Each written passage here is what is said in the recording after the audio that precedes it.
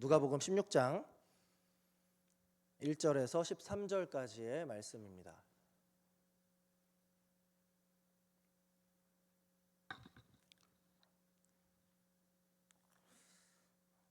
제가 가진 성경 123페이지 신약 성경 123쪽에 있는데요. 이 가운데서 8절에서 13절까지 이 6개의 절을 저와 여러분이 한 절씩 교독하시고 마지막 13절을 함께 읽도록 하겠습니다. 제가 8절부터 읽겠습니다. 주인이 이 옳지 않은 청지기가 이를 지혜 있게 하였으므로 칭찬하였으니 이 세대의 아들들이 자기 시대에 있어서는 빛의 아들들보다 더 지혜로움이니라. 내가 너희에게 말하노니 불의의 재물로 친구를 사귀라. 그리하면 그 재물이 없어질 때에 그들이 너희를 영주할 처소로 영접하리라. 지극히 작은 것에 충성된 자는 큰 것에도 충성되고 지극히 작은 것에 불의한 자는 큰 것에도 불의하니라. 너희가 만일 불의한 재물에도 충성하지 아니하면 누가 참된 것으로 너희에게 맡기겠느냐. 너희가 만일 남의 것에 충성하지 아니하면 누가 너희의 것을 너희에게 주겠느냐. 집 하인이 두 주인을 섬길 수 없나니 혹 이를 미워하고 저를 사랑하거나 혹 이를 중의하고 저를 경히 여길 것임이니라. 너희는 하나님과 재물을 겸하여 섬길 수 없느니라. 아멘. 저는 오늘 이 말씀을 가지고 두 주인을 섬길 수 없나니, 두 주인을 섬길 수 없나니라는 제목으로 우리 하나님의 말씀을 함께 살펴보려고 합니다. 요즘에 제가 아시는 분들 아시겠지만 저도 결혼을 해야 될 나이가 돼서 결혼을 준비하고 있습니다. 그러다 보니까 머릿속에 항상 한켠에 무슨 생각이 드냐면 돈 생각이 가득합니다. 뭐가 이렇게 비싸고 뭐가 이렇게 많이 사야 되는지 모르겠습니다. 이런 말이 있습니다. 만약에 돈으로 행복하지 않다면 그건 그만큼 돈이 충분치 않기 때문이다. 돈이 충분히 많으면 행복하다, 이런 말이 있는 거죠. 애석하게도요, 오늘날 시대에 이전부터 이 세상의 최고의 가치는 아무래도 돈인 것 같습니다. 물질이라고 제가 표현을 하겠습니다. 우리나라 경제의 지표가 우리나라의 경제의 지표가 무엇인지 여러분들 아시죠? 코스닥, 나스닥, 그리고 뭐 있죠? 코스피 이렇게 있죠. 우리나라와 이 미국의 주가 지수가 호황이냐 불황이냐에 따라서 우리나라가 잘 사냐 못 사냐 이렇게 평가가 됩니다. 우리의 잘 살고 못 사는 것이 어디에 맞춰져 있는 겁니까? 돈, 물질에 맞춰져 있는 것이죠. 돈이 최고인 시대, 물질 만능주의가 그야말로 딱 맞는 시대가 오늘날입니다. 그런데 이러한 물질의 유혹은 우리의 신앙의 문제에도, 우리 성도들에게도 고스란히 나타난다는 것이 진짜 문제입니다. 직장을 구할 때 월급을 좀 더 준다는 이유로 주일에 출근하는 그런 직장을 고른다거나, 내가 가진 돈으로 인생을 좀 잘 즐겨보고 싶어서 주일에 예배를 아무렇지 않게 빠지고 여행을 가는 그러한 모습, 월급이 들어오면 11조를 하는 것이 아까워서 11조와 헌금 생활을 소홀하게 하는 모습, 정신을 차려보니까 어느새 오늘날 우리의 모습도 이 돈 앞에서는 신앙마저도 계산하는 신앙이 되어버린 그런 현실이 아닌가 싶습니다. 그러나 여러분, 우리 성경은 오늘 우리에게 분명하게 이렇게 말씀합니다. 집 하인이 두 주인을 섬길 수 없나니 너희는 하나님과 재물을 겸하여 섬길 수 없느니라 라고 얘기하고 있죠. 우리는 삼위일체 이 하나님을 믿는 그리스도인입니다. 웨스트민스터 소요리 문답 제1문답을 보시면요, 너무나도 잘 아는 것이죠. 사람의 제일 된 목적이 무엇인가? 라고 했을 때 우리 답을 한번 함께 읽어볼까요? 자, 시작. 하나님을 영화롭게 하고 그분을 영원토록 즐거워하는 것입니다. 네, 우리 인생의 목적은 말 그대로 하나님을 즐겁게 하는, 말 그대로 우리의 인생 목표 이꼴 하나님이 되어야 하는 겁니다. 하나님을 믿는 신앙보다 더 크고 앞서는 것이 내 인생에서 있어서는 안 된다는 말이죠. 이것이 우리는 두 주인을 섬길 수 없다라는 분명한 말씀의 메시지입니다. 하나님만이 우리 삶의 주인됨을 여러분 믿으십니까? 그렇다면 우리 이 시간에 함께 오늘 본문을 살펴보면서 우리가 이 그야말로 물질 만능주의의 시대로부터 우리 스스로를 한번 진단해 보길 원합니다. 그리고 오직 하나님만을 단 한 분의 주인으로 섬기고자 다시 한번 내 신앙을 고백하는 그러한 시간이 되길 소망합니다. 먼저 오늘 본문의 비유를 제가 요약을 해드리겠습니다. 예수님의 비유인데요, 두 사람이 등장을 합니다. 바로 부자 주인과 청지기입니다. 이 청지기가 청지기라는 뜻이 맡은 자라는 뜻이잖아요. 이 청지기가 이제 부자 주인의 돈을 관리하는 사람이었던 것 같습니다. 그런데 주인이 어느 날 이런 소식을 듣게 됩니다. 이 청지기가 내 돈을 야금야금 빼먹고 있다라는, 이 돈이 새어나간다라는 얘기가 들리기 시작해요. 그래서 이제 주인이 그 청지기를 부릅니다. 아니, 이게 대체 어떻게 된 일이냐? 자네 빨리 가서 회계장부 있는 그대로 들고 와서 다 내 눈앞에서 맞춰봐. 그리고 앞으로 자네는 해고야. 이렇게 얘기를 하는 거죠. 청지기는 이제 큰일이 났습니다. 주인이 모를 줄 알았는데 주인이 알아버렸고, 이제 주인을 제대로 섬기지 않아서 이 돈을 빼돌려서 자기 배를 불린 것이 들통이 났으니 이제 이를 잘리면 아무것도 할 게 없습니다. 그러자 이제 앞으로가 고민이 되는 거죠. 3절을 보시면 청지기가 속으로 이르되 주인이 내 직분을 빼앗았으니 내가 무엇을 할까? 땅을 파자니 힘이 없고 빌어먹자니 부끄럽구나. 청지기에게 지금 미안한 마음 따윈 하나도 없습니다. 오히려 지금 내가 몸이 힘이 약한 사람인 것 같아요. 땅을 파자니 힘이 없고 지금까지 돈을 내가 받아왔던 사람들에게 가서 오히려 내가 이렇게 빌어먹자니 너무나도 부끄러운 거죠. 이제 어떻게 살아야 하나? 자, 고민하다가 아이디어 하나를 떠올립니다. 그게 5절부터 7절까지의 내용인데요. 우리 5절부터 7절까지 한번 함께 읽어볼까요? 자, 시작. 주인에게 빚진 자를 일일이 불러다가 먼저 온 자에게 이르되 네가 내 주인에게 얼마나 빚졌느냐? 말하되 길은 100마리니이다. 이르되 여기 내 증서를 가지고 빨리 앉아 50이라 쓰라 하고, 또 다른 이에게 이르되 너는 얼마나 빚졌느냐? 이르되 밀 100석이니이다. 이르되 여기 내 증서를 가지고 80이라 쓰라 하였는지라. 지금 청지기가 주인에게 이 쫓겨날 위기가 되니까 어떻게 하느냐? 주인에게 빚졌던 사람들을 불러내고 있습니다. 뭘 하는 거예요? 자기 마음대로 지금 이 빚진 자들의 빚을 탕감해주고 있습니다. 줄여주고 있어요. 기름 100마를 빚진 사람, 이렇게 100말의 기름을 빚진 사람을 불러서 계약서에다가 야, 100이 아니라 50으로 다시 바꿔, 이렇게 하고 있는 거죠. 여러분, 기름 100말이라는 것이 얼마나 큰 액수냐면요, 한 말이 우리 단위로 34리터 정도 됩니다. 그러니까 100말이면 3,400리터, 3.4톤이나 되죠. 이거를 오늘날의 이 당시의 가격이 얼마나 됐냐면 약 1,000데나리온이라고 해요. 우리가 한 데나리온이 당시 유대인의 하루 품삯이라고 알고 있죠. 1,000일이면 약 3년에 살짝 못 미치는, 대충 3년의 연봉에 가까운 엄청난 금액을 지금 빚을 졌는데 그 중에 절반을 깎아준다라고 하는 거예요. 두 번째 빚진 자는 누구냐? 밀 100석의 빚이 있습니다. 이건 더 엄청나요. 이것도 계산해 보면 얼추 밀 100석이 얼마냐? 2,500에서 3,000데나리온이 됩니다. 훨씬 많죠. 그런데 그 금액을 한 약 7년에서 8년 정도치의 연봉을 이제 20% 깎아 줍니다. 그래서 80이라고 쓰게 해요. 자, 여러분, 누가 여러분의 빚을 50%, 20% 깎아줬다고 하면 얼마나 감사합니까? 그러니까 이제 빚을 탕감받은 사람들에게 저 청지기는 굉장한 은인이 되는 거죠. 나에게 은혜를 베푼 사람이 됩니다.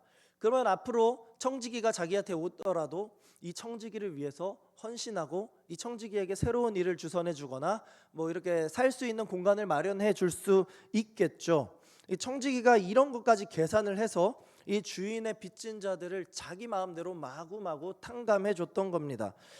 물론 청지기가 한 행동은 불법 행위죠. 이 지금으로 따지면 뭡니까? 공문서 위조도 되고 아주 굉장히 심각한 일들이 되겠죠. 그러니까 따라하면 안 되겠죠. 그런데 여기서부터 정말 이해하기 힘든 본문으로 이제 이어집니다. 8절이 시작되는데요. 자, 8절 말씀 제가 읽겠습니다. 주인이 이 옳지 않은 청지기가 이를 지혜 있게 하였으므로 칭찬하였으니 이 세대의 아들들이 자기 시대에 있어서는 빛의 아들들보다 더 지혜로움이니라라고 하고 있어요. 자기 재산을 몰래 뒤에 빼돌려서 이렇게 빼돌렸던 청지기가 이번에는 대놓고 빚진 자들의 빚을 탕감해주고 있다면 여러분 주인된 입장에서 얼마나 열받겠습니까? 화가 나는 것이 당연하죠. 그러나 놀랍게도 주인은 무엇을 하고 있습니까? 오히려 이 종을 칭찬하고 있습니다. 이해가 안 돼요. 사실 이 8절의 해석이요 굉장히 어렵습니다. 실제로 많은 성경 연구한 학자들의 주석을 보면요 정말 완벽하게 일치하는 의견이 하나도 없을 정도로 거의 없을 정도로 이 본문에 대한 해석이 굉장히 다양하고 분분합니다. 그래서 저도 어떻게 하면 좋을까 고민을 많이 했는데요. 그러나 성경의 답은 항상 성경 안에서 찾는 게 가장 맞다고 생각합니다. 그래서 저도 다양한 의견 가운데 가장 올바르다라고 생각하는 주장으로 제가 한번 소개해 볼까 하는데요. 어쨌든 간에 어떤 해석을 이렇게 제가 택하든지 결론 부분이 크게 흔들리진 않으니까요. 한번 들어보시면 될 것 같습니다. 이 주인이 있잖아요. 이 주인을 일반적으로 예수님이라고 해석하는 사람들이 있습니다. 보통 예수님의 비유에서 주인이라고 하면 하나님이거나 예수님인 경우가 많았으니까요. 그런데 저는 오늘 이 주인이 예수님이 아니라 세상을 살아가는 일반적인 주인이라고 해석을 합니다. 왜냐하면 1절 말씀을 보시면요 이런 내용이 나와요. 또한 제자들에게 이르시되 어떤 부자에게 청지기가 있는데 그가 주인의 소유를 낭비한다는 말이 그 주인에게 들린지라. 이 주인을 지금 뭐라고 소개합니까? 그냥 주인이라고 하지 않고 어떤 부자라고 소개하고 있죠. 부자. 여러분 부자라고 하면요 원래는 이 유대 사회에서 굉장히 하나님께 축복받은 인물로서 존경받는 사람들입니다. 왜냐하면 하나님께서 물질의 축복을 줬다라고 생각하니까요. 그런데 여러분 이 복음서에서만큼은 특히 이 누가복음에서만큼은 부자가 부정적인 이미지를 갖습니다. 특히 이 부자를 어떻게 묘사하고 있는지 제가 누가복음에 이제 부자라는 단어를 다 찾아보고 이제 한번 봤는데요. 한번 빠르게 볼 테니까 잘 보시기 바랍니다. 자, 예수님을 이제 배에 잉태했던 마리아가 찬양했을 때 부른 이 노래입니다. 줄이는 자를 좋은 것으로 배불리셨으며 부자는 빈손으로 보내셨도다라고 하죠. 자, 그 다음에 계속해서 이제 부자들에 대한 비유가 이어지는데요. 12장 16절에서 20절 사이의 본문인데 또 비유로 그들에게 말하여 이르시되 한 부자가 그 밭에 소출이 풍성하매 또 이르되 내가 이렇게 하리라 내 곡간을 헐고 더 크게 짓고 내 모든 곡식과 물건을 거기에 쌓아두리라. 지금 부자가 넘치는 재산을 어떻게 하지? 다 쌓아서 내가 저장해야겠다 이렇게 말을 하는 거죠. 그러니까 20절에 이렇게 말합니다. 하나님 이르시되 어리석은 자여 오늘 밤에 내 영혼을 도로 찾으리니 그러면 네가 준비한 것이 누구의 것이 되겠느냐 하셨으니. 자, 이렇게 얘기하죠. 지금 이 누가복음이 부자를 어떻게 묘사하고 있는지를 잘 보시기 바랍니다. 16장 19절에서 22절 오늘 본문 바로 다음으로 이어지는 내용입니다. 한 부자가 있어 자색옷과 고운 베옷을 입고 날마다 호화롭게 즐기더라. 이에 그 거지가, 이 거지는 이제 죽었다 살아나는 나사로를 의미합니다. 이 거지가 죽어 천사들에게 받들려 아브라함의 품에 들어가고 부자도 죽어 장사되매. 자, 여기서 부자는 그대로 죽어서 다시 살지 않지만 자, 나사로는 부활의 은혜를 누리게 되죠. 18장 22절 25절 한 부자 청년이 등장합니다. 이 청년이 나타나서 예수님께 어떻게 하면 구원을 완성할 수 있습니까? 하니까 예수께서 이 말을 들으시고 이르시되 내게 아직도 한 가지 부족한 것이 있으니 내게 있는 것을 다 팔아 가난한 자들에게 나눠주라. 그러면 하늘에서 내게 보화가 있으리라. 그리고 와서 나를 따르라 하시니. 이러니까 이럽니다. 그 사람이 큰 부자이므로 이 말씀을 듣고 심히 근심하더라. 여러분 다양하죠. 또 여러분은 너무나 잘 아는 본문 삭개오입니다. 삭개오라 이름하는 자가 있으니 세리장이요 또한 부자라. 자, 그런데 예수님이 삭개오의 집에 거한다 하니까 무사람이 보고 수군거려 이르되 예수님이 저가 죄인의 집에 유하러 들어간다 라고 얘기하죠. 그리고 여러분 너무나 또 유명한 얘기가 있습니다. 과부의 헌금 얘기죠. 예수께서 눈을 들어 부자들이 헌금함에 헌금 넣는 것을 보시고 또 어떤 가난한 과부가 2렙돈 넣는 것을 보시고 이르시되 내가 참으로 너희에게 말하노니 이 가난한 과부가 다른 모든 사람보다 많이 넣었도다. 자, 여러분 어떻습니까? 누가복음에서는 참 흥미롭게도 부자에 대해서는 시종일관 부정적으로 나쁜 사람으로 부자를 표현하고 있습니다. 더 확실하게 알 수 있는 것은요, 이것을 왜 확신할 수 있냐면 누가복음에 등장하는 선한 부자는 그럼 없느냐? 있습니다. 그런데 누가복음에서는 이 선한 부자에 대해서는 부자라는 단어를 의도적으로 사용하지 않고 있다는 것을 알 수 있습니다. 14장 16절에 잔치를 베푸는 사람에게 이렇게 얘기해요. 이르시되 어떤 사람이 큰 잔치를 베풀고 많은 사람을 청하였더니 라고 하죠. 그리고 여러분, 우리가 2년 전에 특세 때 했던 본문, 바로 돌아온 탕자, 그 아버지 역시 부자죠. 어떻게 표현하느냐? 이르시되 어떤 사람에게 2 아들이 있는데. 어떻습니까? 누가복음은 지금 의도적으로 선한 부자는 다르게 표현하고 나쁜 부자들만 부자라고 표현하면서 부자의 부정적인 이미지를 계속해서 가져오고 있죠.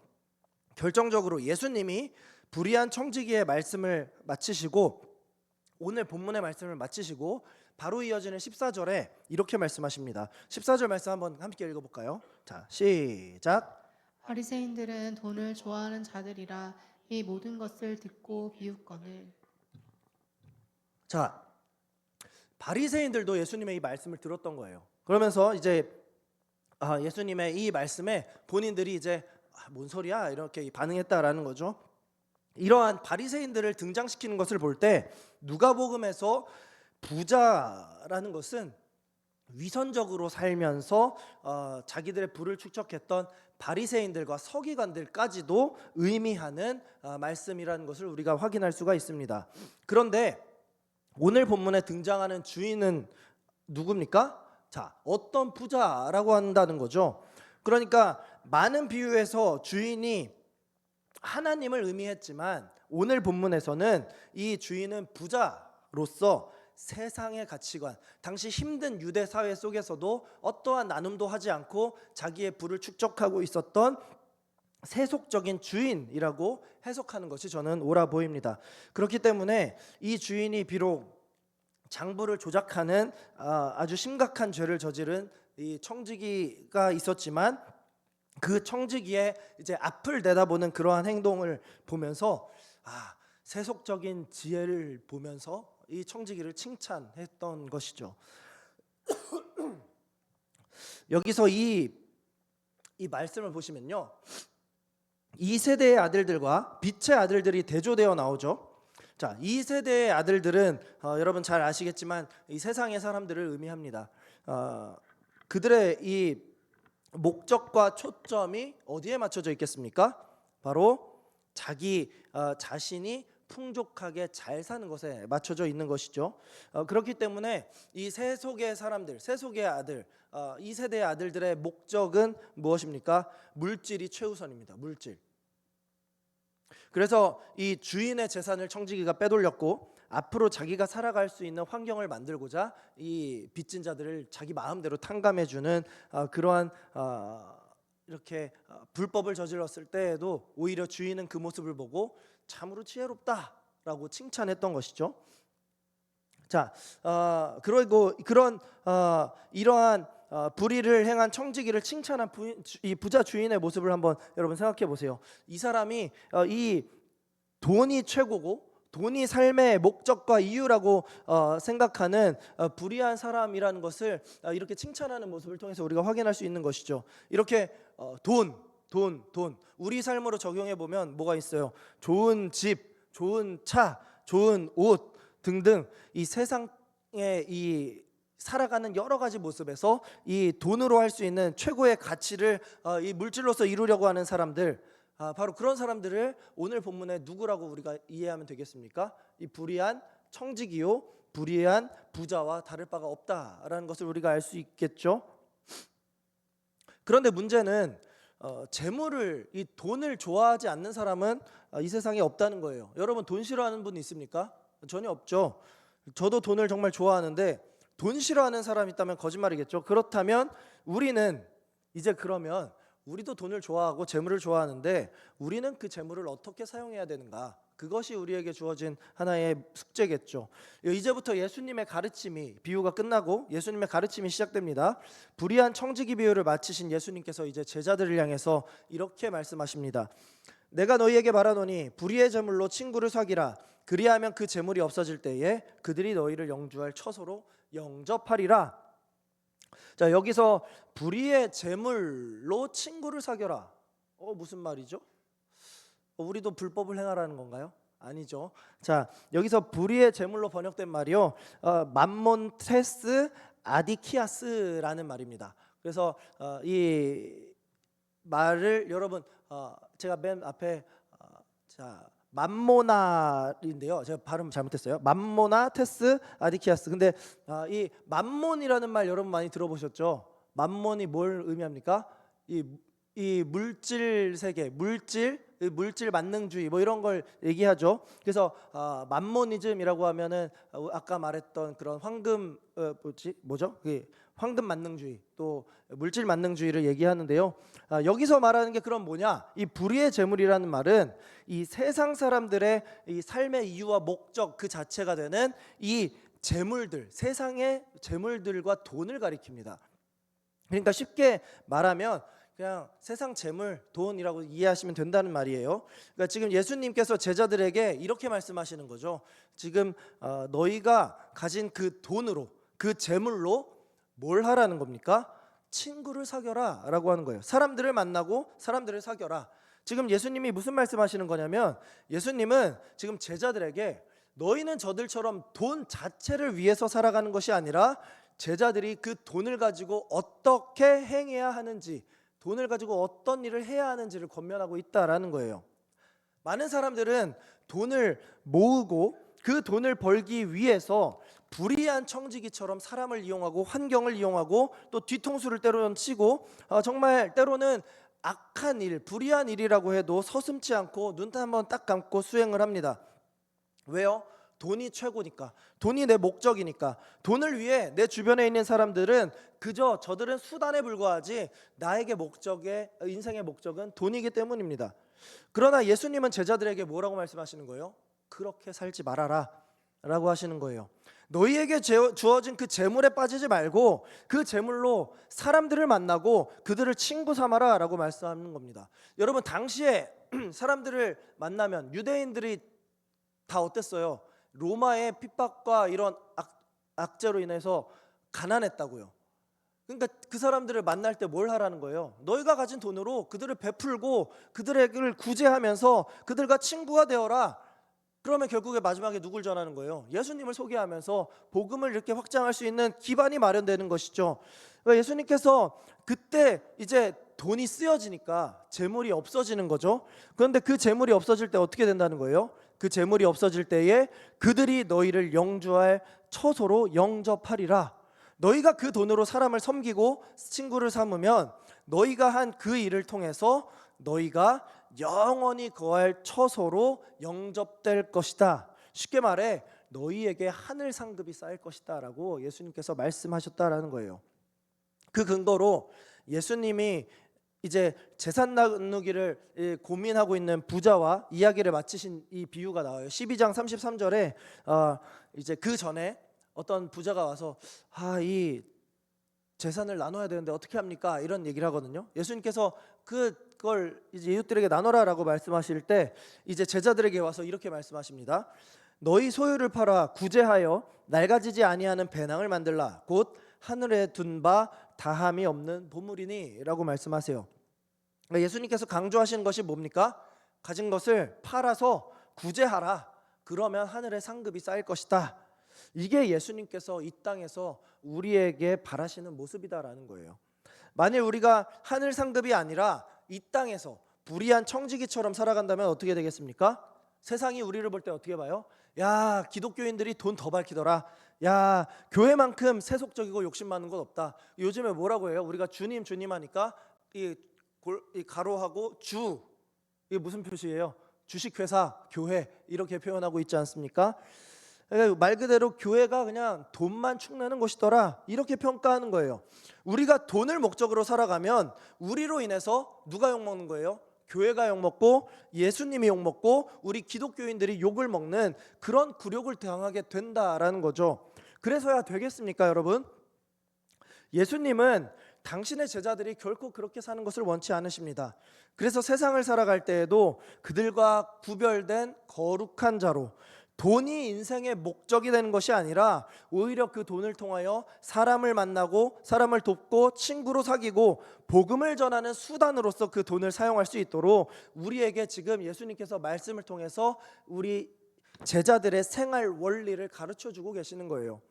10절부터 12절까지의 말씀도 그렇게 계속 가르침이 이어지는데, 우리 10절부터 12절 함께 읽어보도록 하겠습니다. 시작. 지극히 작은 것에 충성된 자는 큰 것에도 충성되고 지극히 작은 것에 불의한 자는 큰 것에도 불의하니라. 너희가 만일 불의한 재물에도 충성하지 아니하면 누가 참된 것으로 너희에게 맡기겠느냐. 너희가 만일 남의 것에 충성하지 아니하면 누가 너희의 것을 너희에게 주겠느냐. 예수님이 이 말씀을 어떻게 왜 하셨냐면요, 여러분, 이 세 개의 절의 스타일이 굉장히 비슷해요. 지극히 작은 자에게 충성된 이렇게 충성된 자는 큰 것에도 충성되고, 그리고 너희가 만일 불의한 재물에도 충성하지 아니하면 너희가 참된 것으로 너희에게 맡기겠냐. 조금씩 이제 내용이 이렇게 작았다가 확장되고 이렇게 하죠. 이것이 당시 이 고대 수사학에서 널리 사용되었던 더 작은 것에서 더 큰 것으로 확장시키는 이 대화 방식입니다. 그래서 지극히 작은 것에 충성된 자는 큰 것에도 충성된다. 또 이런 식으로 계속 표현하신 것이 예수님이 무엇을 말씀하시고자 하는 것이냐. 너희가 세상의 것도 이렇게 제대로 사용하지 못하고 세상에서도 이렇게 충성하지 못하는데 어떻게 하나님 나라의 큰 일을 맡기겠느냐. 너희가 여전히 두 주인을 섬기려고 하는데 내가 어찌 하늘의 큰 상급을 너희에게 주겠느냐라고 예수님께서 약간 책망 섞인 목소리를 하신 거예요. 예수님은 지금 이 말씀을 듣는 제자들에게 너희가 내 제자라면 세상과 똑같이 살아가지 말고 구별된 자로서 예수님의 제자로서 살아가기를 촉구하고 계시는 말씀이라는 거죠. 그리고 그 말씀이 이제 13절에서 정점을 찍습니다. 13절입니다. 집 하인이 두 주인을 섬길 수 없나니 혹 이를 미워하고 저를 사랑하거나 혹 이를 중히 여기고 저를 경히 여길 것임이니라. 너희는 하나님과 재물을 겸하여 섬길 수 없느니라. 결국 불의한 청지기 비유는 이 어떤 결론이 나오는 겁니까? 두 주인을 섬기는 것은 불가하다. 하나님과 재물을 겸하여 섬길 수 없다라는 완벽한 메시지로 마무리가 됩니다. 이 불의한 시대에 불의한 모습들을 보며 살아가는 우리지만 우리는 절대로 이 세상의 기준에 맞춰서 하나님을 사랑하면서도 돈을 사랑하고 세상의 물질을 사랑하면서 살아가는 그러한 영적인 양다리를 걸치는 것이 안 된다라고 예수님께서 강조 또 강조하는 내용이 바로 이 불의한 청지기의 말씀이다라는 거예요. 그러므로 우리는 이 말씀을 기준 삼아서 어떻게 해야 됩니까? 계속 나를 비춰봐야죠. 나를 점검할 수 있어야 합니다. 우리 모습에서 혹 하나님과 물질 이 두 주인을 섬기는 모습이 있지 않습니까? 저는 솔직하게 없다고 표현할 수 없을 것 같아요. 저 스스로는. 이 물질이요, 여러분, 단순히 돈만 말하는 게 아닙니다. 사도 바울의 말씀을 한번 볼까요? 돈을 사랑함이 일만하게 뿌리가 되나니 이것을 탐내는 자들은 미혹을 받아 믿음에서 떠나 많은 근심으로써 자기를 찔렀도다. 우리가 돈 때문에 얼마나 많은 걱정과 근심을 합니까? 돈을 사랑하는 것은 그리고 무엇보다도 일만 악의 뿌리가 된다라는 거예요. 우리가 돈 때문에 시작한 죄가 결국에는 이 사탄이 가장 좋아하는 유혹의 방법이 되어서 일만 악, 수많은 이 죄들을 하나님 앞에 지어버리게 된다라는 거죠. 그러니까 물질을 사랑하는 이런 맘모니즘이 우리 삶에 자리 잡게 되면 우리는 결국 하나님과 멀어지게 되고 오히려 사탄이 좋아하는 모습으로 살아가게 된다라는 거예요. 여러분, 이것을 제가 아까 영적 양다리라고 했잖아요. 만약에 여러분들 여기 부부분들이 많으신데 여러분들의 아내가, 여러분들의 남편이 바람을 핀다면 여러분 어떻게 하실 겁니까? 그거 가만 둘 거예요? 가만 안 두죠. 다리 몽둥이를 부러뜨려서라도 이렇게 고쳐 잡아야죠. 아니면 쫓아내던가. 가만 안 둘 거잖아요. 그러니까 가만 두면 안 돼요. 이거는 당연한 거예요. 그러면 하물며 우리가 예수님을 이렇게 배신하고 바람을 핀다? 와, 이거는 뭐 예수님께서 지금 우리를 이렇게 살려두신 것만 해도 용한 겁니다. 자, 우리는 두 주인을 섬기는 이런 영적 바람에서 속히 벗어나서 어떤 태도를 가져야 하는가? 사도 바울이 이번엔 로마서에서 우리에게 그런 가르침을 줍니다. 자, 이는 만물이 주에게서 나오고 주로 말미암고 주에게로 돌아감이라. 그에게 영광이 세세에 있을지어다. 아멘. 여러분, 우리가 가장 괴롭게 영적 양다리를 걸치는 고민거리, 바로 우리 두 주인을 섬기는 우리의 모습이 어디서 나오는지 아십니까? 연휴 때 나옵니다. 연휴 때. 자, 주일의 예배보다는 모처럼 휴일이 이렇게 겹치니까 나도 좀 한 번만 쉬고 예배는 쉬고 좀 놀러 가자. 나에게 자체 안식일을 주자라고 하는 거죠. 하나님이 예배자를 기다리시는데 우리는 그런 거 상관없고 그냥 놀러 가는 거예요. 처음에는 양심이 찔려서 처음에 놀러 갈 때는 온라인 예배를 드리거나 그쪽에 있는 교회를 찾아가서 예배를 드렸는데 계속해서 반복되다 보니까, 아니면 해외여행을 가다 보니까 어쩔 수 없지 뭐 이러면서 예배를 말 그대로 쉬는 모습을 보이는 거죠. 자, 아까도 말씀드렸지만 예배 때는 또 어떻습니까? 월급이 들어왔는데 11조, 와, 생각보다 큰 돈이에요. 이게 나가는 게 너무 아깝고, 차라리 이 돈을 좀 모아서 우리 가족들에게 더 많은, 더 좋은 것을 해줄 수가 있는데, 이러면서 한두 번씩 이제 헌금도 건너뛰게 되는 모습. 그러나 여러분, 바울이 고백한 대로 만물이 주에게서 나오고 또 주로 말미암고 주에게로 돌아간다라는 것을 믿는다면, 우리가 버는 그 돈도, 우리가 살고 있는 그 집도, 내가 타고 있는 차도, 내가 가진 모든 것이 다 우리 주님께로부터 온 것임을 여러분 꼭 믿으셔야 합니다. 우리가 이것을 인정할 때, 그러면 내가 갖고 있는 것들이 다 내 것이 아니고 누구 것이 되는 거예요? 주님의 것으로 우리가 인정할 수 있게 되는 거예요. 우리는 내가 가진 모든 것이 다 하나님의 것이다 라고 인정하는 그때, 우리는 이 재물과의 영적 양다리에서 비로소 해방이 될 수 있는 겁니다. 지극히 작고 또 이렇게 세상의 재물에도 끌려다닌다면, 어찌 우리 이 작은 일에서부터 우리가 이렇게 힘겨움을 겪는다면, 우리가 어떻게 이 하나님의 나라를 확장시키는 큰 일에 우리가 쓰임을 받을 수 있겠고, 어떻게 하나님께서 예비하신 하늘 상급을 받을 수가 있겠습니까? 그런 우리의 연약한 모습을 보신다면, 하나님께서 이렇게 주머니에서 이 큰 상급을 주시려고 주머니에서 빼셨다가도 도로 그냥 주머니에 넣으시겠죠. 괘씸하니까요. 따라서 우리는 여러분, 다시 한 번 더 우리 삶을 돌아볼 수 있어야 합니다. 우리는 정말로 하나님을 섬기고 있습니까? 아니면 재물을 함께 숭배하고 있습니까? 예수님의 말씀대로 하나님과 재물을 겸하여 섬기는 것은 예수님이 결코 못하게 금하신 명령입니다. 그래서 우리는 이제 선택을 해야 됩니다. 하나님을 선택할 것인가, 재물을 선택할 것인가. 자, 하나님을 선택하면 그분께서 우리에게 정말 참된 하늘의 상급을 주실 것입니다. 요즘에 이제 말씀을 마무리하면서 얘기를 하나 드리는데요. 제가 정말 친한 친구들의 모임이 있습니다. 이제 그 친구들이 함께 1년에 몇 번씩 모이는데 4명이에요, 저까지. 제가 청소년부에서는 한번 오픈한 적이 있는 것 같습니다. 두 명의 친구가 보험을 합니다. 한 친구는 너무나도 일을 잘해요. 한 달에 수천만 원의 돈을 법니다. 그리고 또 다른 친구도 거의 한 1,000만 원 가까이 벌어요. 그리고 또 한 친구는 대기업에 다닙니다. 그래서 남부럽지 않은 월급을 받습니다. 그리고 나머지 한 사람이 저예요. 저는 교역자로서 이렇게 큰 월급은 아니지만 이렇게 사례를 받고 살아가고 있죠. 그런데 우리 4명이 모이면 다들 그 친구들 입에서 무슨 얘기 나오는지 아십니까? 돈 걱정 얘기가 나옵니다. 돈 얘기. 너무 힘들다. 돈 때문에 너무 힘들다. 이 얘기를 해요. 저는 이제 속으로 웃죠. 정신 나갔구나. 내가 저 돈이면 행복하게 살 텐데.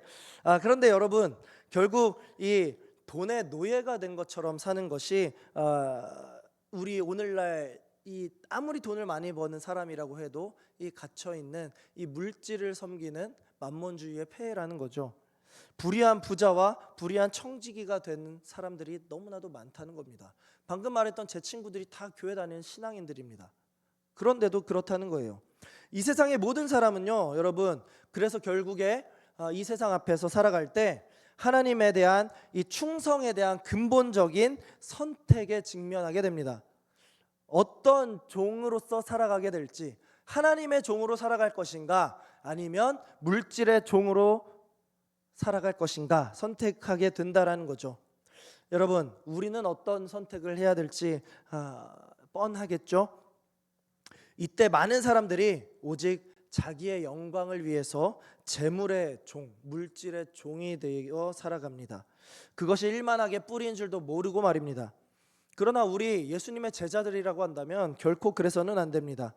이미 예수님께서 이 땅에서 십자가 대속을 이루셨고 부활의 첫 열매가 되어 주셔서 우리에게 영원한 생명을 주셨기 때문에 우리들은 더 이상 이 땅의 영광을 바라보지 않습니다. 우리는 부유함을 목적으로 살아가는 이 세상과는 전혀 다른 존재들이라는 거예요. 주의 백성인 우리는 결코 두 주인을 섬기지 않습니다. 오직 우리는 예수 그리스도 한 분만을 섬깁니다. 우리의 목적은 따라서 우리를 구원하신 예수 그리스도를 찬양하는 삶이 곧 우리의 목적이 되어야 마땅한 것이며, 그 목적을 달성하기 위해서 우리의 돈, 우리의 시간, 우리의 명예, 우리의 모든 삶을 주님을 위한 수단으로 사용해야 되는 것이 마땅합니다. 만약 여러분, 내가 주님이 아니라 다른 것을 주인으로 삼고 살아왔다면 이 땅에서의 안위와 풍족함을 위해 내 돈과 재물을 삶의 목적으로 세워왔던 그 어리석은 불의한 청지기의 모습에서 속히 벗어나시기 바랍니다. 오늘 말씀 꼭 기억하시고 오직 주의 영광을 목적으로 삼고 주를 위해 내 삶을 수단으로 사용하며 영원히 거할 저 천국에서 하나님께서 우리에게 반드시 주실 하늘 상급을 풍성히 누리며 살아가는 저와 여러분들 되시기를 우리 예수님의 이름으로 간절히 소망합니다. 아멘. 우리 이 시간에 함께 오늘 말씀을 기억하면서 찬양하기 원하는데요. 여러분 다 아시는 찬양일 겁니다. 내가 주인 삼은 모든 것. 여러분 이 찬양을 할 때 우리의 모습을 돌아보기 원합니다. 내가 정말 하나님을 주인으로 섬긴다고 주여 주여 하면서도 다른 것을 주로 삼고 있지는 않았는지 이 시간에 우리 모습을 돌이켜보면서 이 찬양으로 함께 나아가도록 하겠습니다. 내가 주인 삼은 모든 건 내려놓고 내 주 되신 주 앞에 내가 사랑했던 모든 것 내려놓고 내가 사랑했던 모든 것 내려놓고 주님만 사랑해. 주님만 사랑해. 다시 한번 찬양합시다. 내가 주인 삼은 모든 것, 내가 주인 삼은 모든 것 내려놓고 내 주 되신 주 앞에 나가 내가 사랑했던 모든 것 내려놓고 주님만 사랑해. 주 사랑 거친 풍랑에도 거친 풍랑에도 깊은 바다처럼 나를 잠잠케 해. 주 사랑 내 영혼의 반석 그 사랑이 우리 한 번 더 찬양하겠습니다. 내가 주인 삼은 모든 것 내려놓고 내가 주인 삼은 모든 것 내려놓고 내 주 되신 주 앞에 내가 사랑했던 모든 것 내가 사랑했던 모든 것 내려놓고 주님만 주 사랑 거친 풍랑에도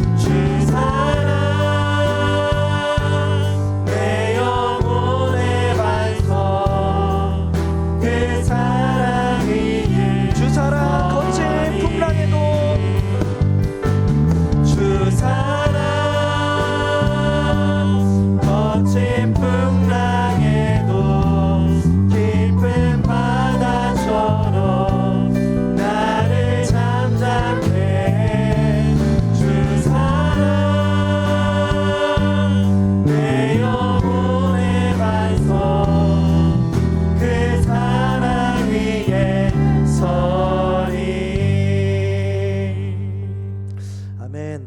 여러분 이 시간에 함께 말씀을 기억하면서 기도하길 소망하는데요. 여러분 우리 자신을 계속해서 돌아보길 소망합니다.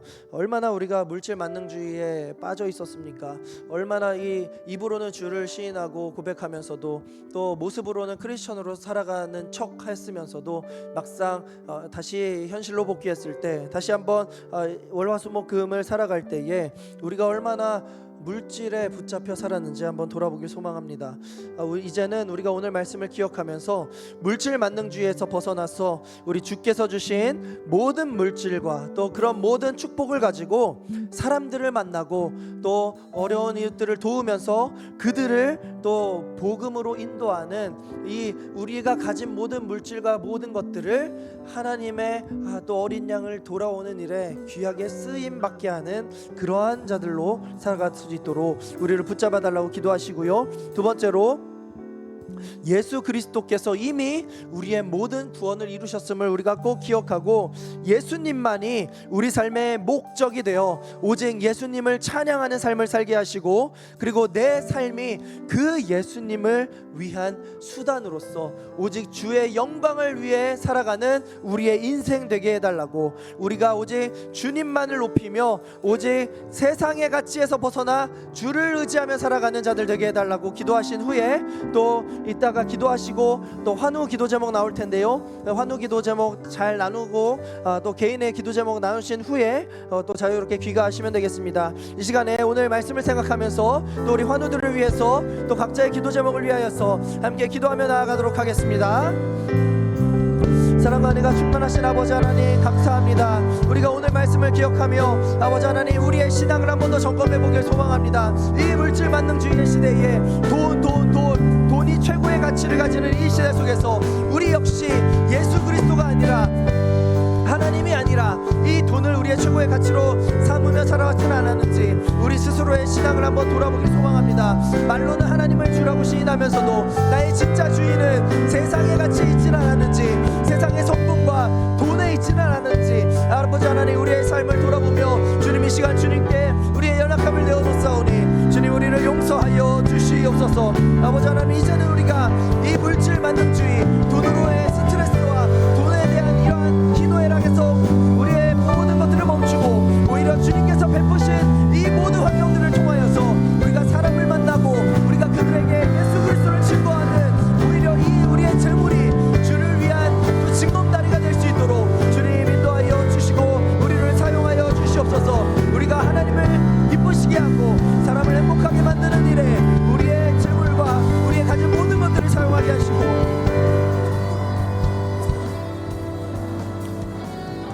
아버지 하나님 우리의 모든 것들을 통하여서 우리가 이제는 세상의 쾌락을 즐기며 살아가는 것이 아니라 하나님을 드러내며 살아갈 수 있는 우리가 될 수 있도록 인도하여 주시옵소서. 우리가 이 세상에서 무엇을 더 원하겠습니까? 주께서 우리에게 이미 저 십자가를 통하여